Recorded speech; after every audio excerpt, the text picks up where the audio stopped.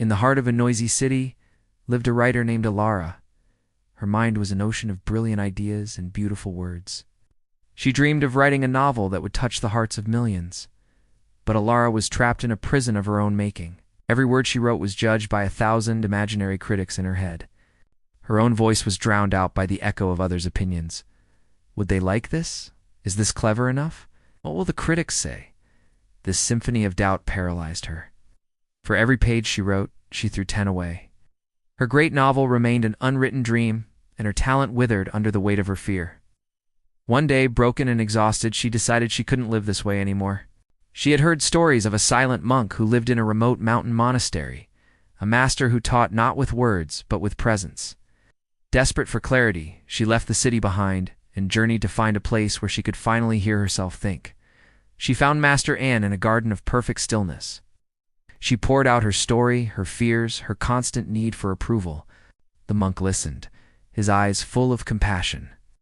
When she was finished, he led her without a word to a grove of bamboo. Every stalk was straight, tall, and almost identical to the next. But in the center grew a single ancient plum tree. Its branches were twisted and unconventional, yet it stood with a powerful, unique beauty.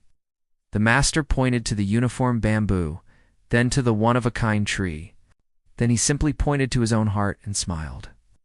In that profound silence, Elara understood the lesson. The bamboo was beautiful, and its uniformity was what everyone else was, what was expected. But the plum tree's strength and character came from its unique, imperfect journey.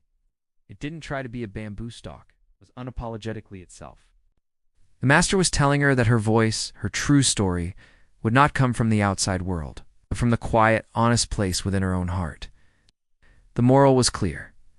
Your voice is not meant to sound like everyone else's. That is, its strength. Elara returned to the city, but she brought the mountain silence with her.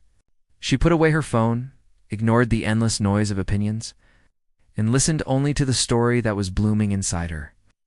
She wrote not for the critics, not for fame, but for the joy of telling the story that only she could tell. Months later, her novel was published.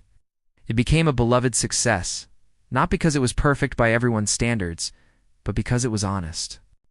Elara knew then that true strength is not found in the applause of the crowd, but in the quiet confidence of your own heart. By daring to be the plum tree in a forest of bamboo, she had found her true voice and her purpose. If this story resonated with you, please help it reach others by liking and sharing the video. Subscribe to our channel for more stories that inspire. Till we meet again, listen to your heart and have the courage to tell your own story.